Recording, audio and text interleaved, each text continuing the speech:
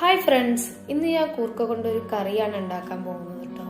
അപ്പോൾ കൂർക്ക ഞാൻ ചെറിയ ചെറിയ കഷ്ണങ്ങളാക്കിയിട്ട് അരിഞ്ഞു വെച്ചിട്ടുണ്ട്. ഇതിലേക്ക് 1 ടീസ്പൂൺ മുളക് പൊടി ഇട്ട് കൊടുക്കണം.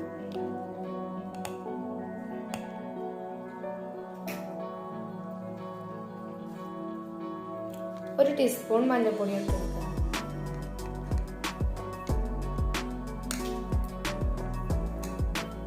അതുപോലെ തന്നെ ഒരു ഇച്ചിരി മല്ലിപ്പൊടി, ഒരു ടീസ്പൂണൊക്കെ മല്ലിപ്പൊടി കൂടി ഇട്ട് കൊടുക്കുക.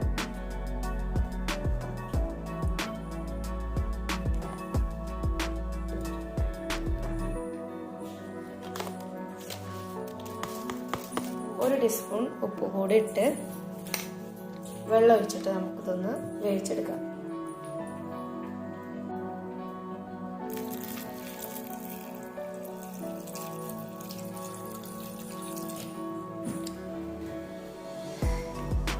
ഞാനിതിലൊരു കാര്യം മറന്നിരുന്നു കേട്ടോ, തക്കാളി കൂടി ഇതിലേക്ക് ഇട്ട് കൊടുക്കണം. ഞാനിതിലേക്ക് ഒരു തക്കാളി ആട്ടോ എടുത്തിട്ടുള്ളത്.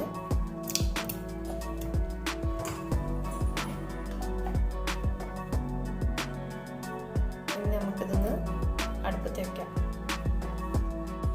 കൂർക്ക ഒന്ന് വെന്ത് വരുമ്പോഴേക്കും നമുക്ക് അതിലേക്കുള്ള അരപ്പ് റെഡിയാക്കി എടുക്കാം കേട്ടോ. അരപ്പ് റെഡിയാക്കാനായിട്ട് ഞാൻ അരമുറി തേങ്ങയും അതുപോലെ തന്നെ 4 ചുവന്നുള്ളിയും, ഒരു വെളുത്തുള്ളി, പിന്നെ കുറച്ച് കരിവേപ്പിൻ്റെ ഇലയും, 1/2 ടീസ്പൂൺ ജീരകമായിട്ട് എടുത്തിട്ടുള്ളത്. ഇനി നമുക്കിതൊന്ന് വറുത്തെടുക്കണം.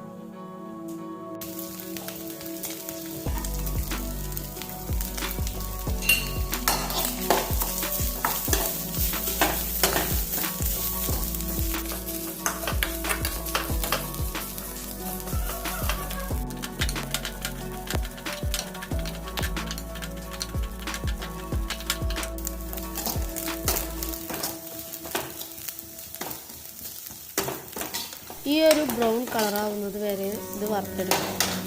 ഇനി ഇതൊന്ന് അരച്ചെടുക്കാം. അപ്പോൾ നമ്മുടെ അരപ്പ് ഇവിടെ റെഡി ആയിട്ടുണ്ട്. ഇനി കറി എന്തായി എന്ന് നോക്കാം കേട്ടോ.